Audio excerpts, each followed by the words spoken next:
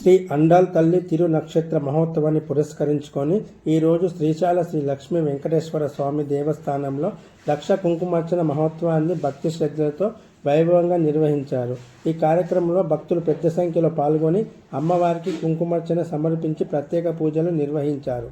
అమ్మవారి అనుగ్రహంతో భక్తులందరికీ ఆరోగ్యాలు, సుఖ సంతోషాలు, ఐశ్వర్యం, శాంతి చేకూరాలని ఈ సందర్భంగా ప్రార్థించారు.